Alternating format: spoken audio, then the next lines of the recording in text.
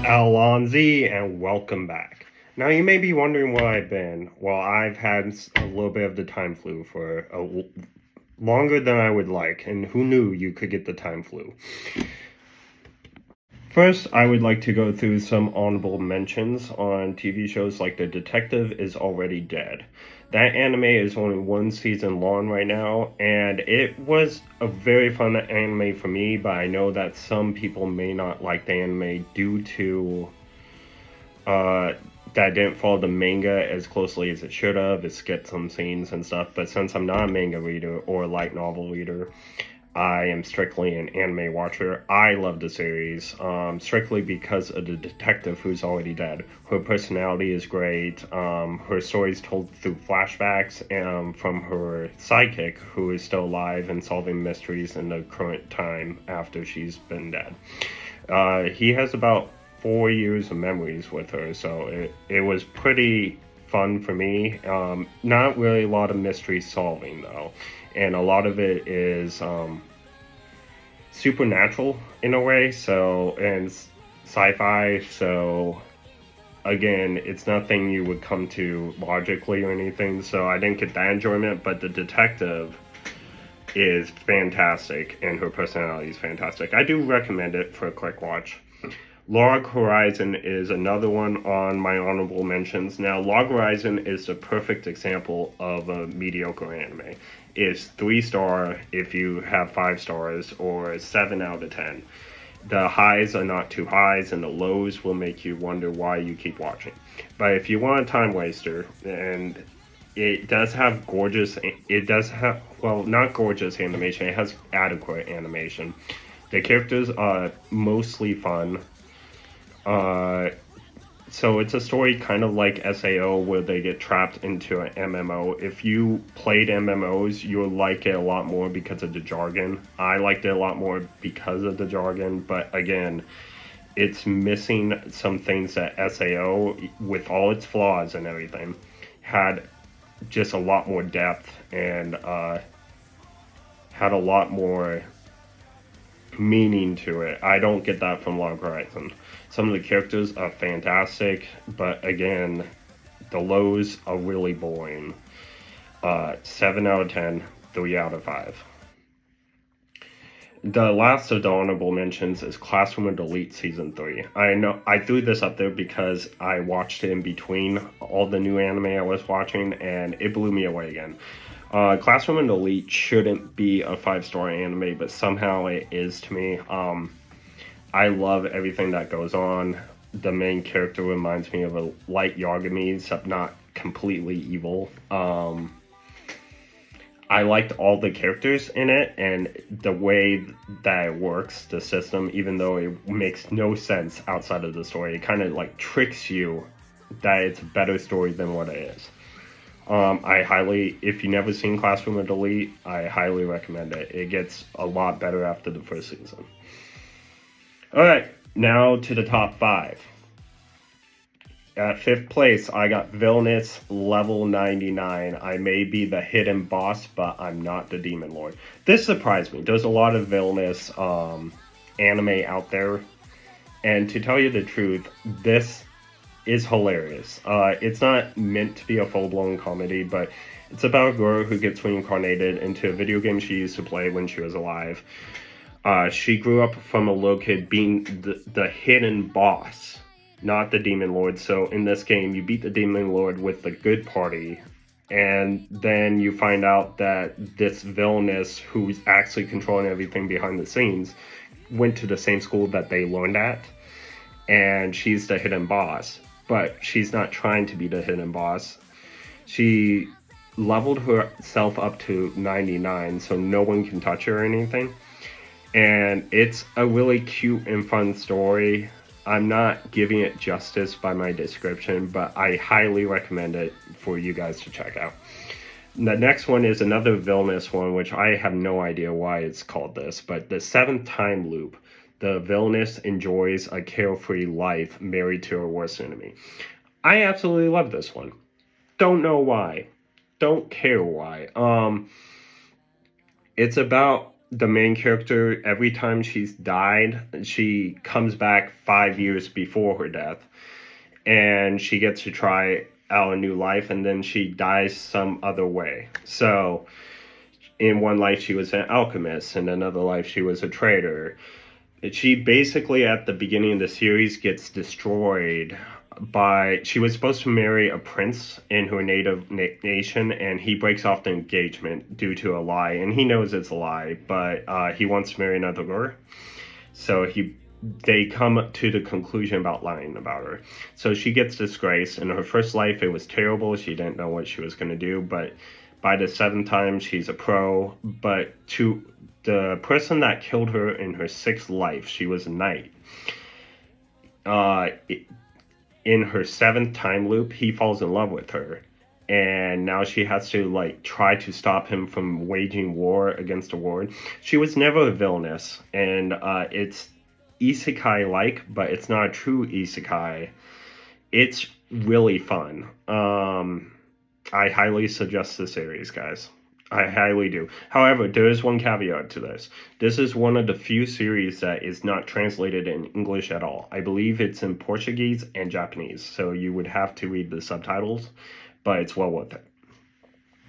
All right, my next series. Banished from the hero's party, I decided to live a quiet life in the countryside. This series surprised me a lot. I used this series because I saw it was 2 seasons as like a filler, where I was like trying to think about this video and whatnot, and somehow I got to 3rd place on this video. This caught me by storm. It's a really cute, fun-loving series. Main character's adorable. The love interest of the main character is even more adorable. The sister of the character, who is the hero, is, how can I say, adorable. The fight scenes are well done. The animation's well done. The voice acting on both Japanese and English are well done. However, be careful. There is some nudity. So, but it's not done in a grotesque way. What can I say? Yeah, it's a cute anime. I highly recommend it if you're 18 and above. So these two are like tied for first place. I couldn't decide which one was first. When I announced them, you'll realize, but yeah, it's really hard. Both series are great in their own different ways, but I will tied for first place. Apothecary Diaries. Now, Apothecary Diaries blew me away. If you read this description is terrible. It has nothing to do with the series. Whoever wrote this for Crunchyroll, I would like to, talk to them personally, because they are undergoing this series. Also, I found out recently that this series is one of the most popular animes in Japan and light novels in Japan, even though it's not as popular in America. If you notice on Crunchyroll, there's 700 reviews or whatnot, and again, yours truly is one of those. I 100% recommend this series. Now, it's a little bit of an older person. Like, I wouldn't show it to kids. You don't see anything. There was not any nudity that I remember at all, but they talk about courtesans and things of that nature. Again, nothing in the nasty area. This series follows Momo, who is a apothecary. Apothecary person. She goes ahead and finds medicines and cures and solves mysteries using medicines and cures and poisons. She loves poisons and everything like that. The animation is gorgeous. The chibi moments are perfectly placed for a comedy. The side characters are so-so. But again, even if Momo was the only character that was reoccurring, you wouldn't care. Momo is one of the best main characters I've ever seen in an anime, and I've seen a lot of anime. I would recommend this highly for anyone. Momo's reactions to situations and her character as a whole is just, it's really fascinating. I don't know how they built a character like this. Honestly, why hasn't someone done this before? This series is fantastic. Go and watch it. It will be one of your favorite animes by the time you finish episode 24. The first season already finished, and the second season have already been confirmed before the episode 24. But in case you didn't know that, they stuck it at the last one. All right, the last one on my list is Frieren Beyond Journey's End.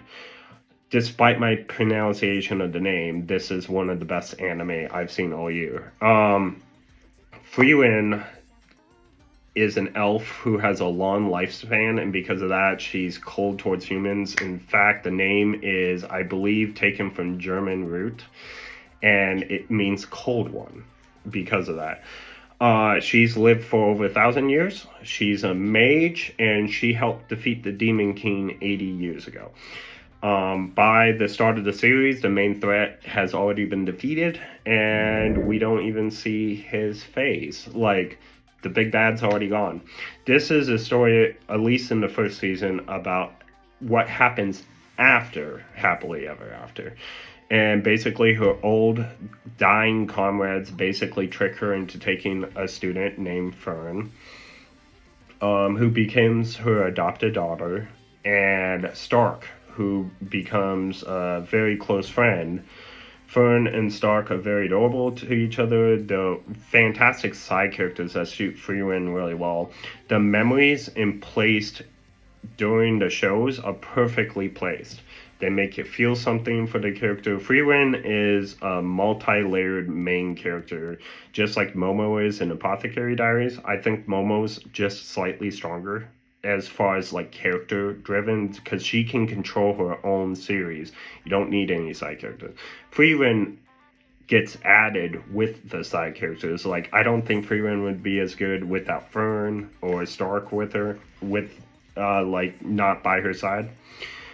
But it is fantastic, and I definitely it definitely deserves the same pedestal. These are 5-star animes, and probably will be on my top 10 someday. Once they get more episodes or the series ends, as long as it starts. Both of these animes have top tier animation, 5-star animation. Not to the degree of Chainsaw Man or Bleach 1,000-Year War, Blood War, but it's fantastic animation. Definitely 5-star. The voice acting on English and Japanese, 5-star. These two are some of the biggest series in Japan, and they should be some of the biggest series in America, but I just feel like a lot of people don't know about it yet. But they are fantastic. You can catch Frieren on Netflix and Crunchyroll. You can catch Apothecary Diaries on Crunchyroll, and I believe YouTube Premium, but I could be wrong about that. I would get Crunchyroll for it. For Apothecary Diaries. Well, that's all that there is for me. I wanted to do a short video just to say that I'm back, but I'm still recovering. So I'll see you guys next time. Alonzi. ことがある。そうか、フリーレンだ。人類のゾルトラークの研究解析に大きく貢献し、歴史上で最も多くの魔族を葬り去った魔法使い、早々のフリーレン。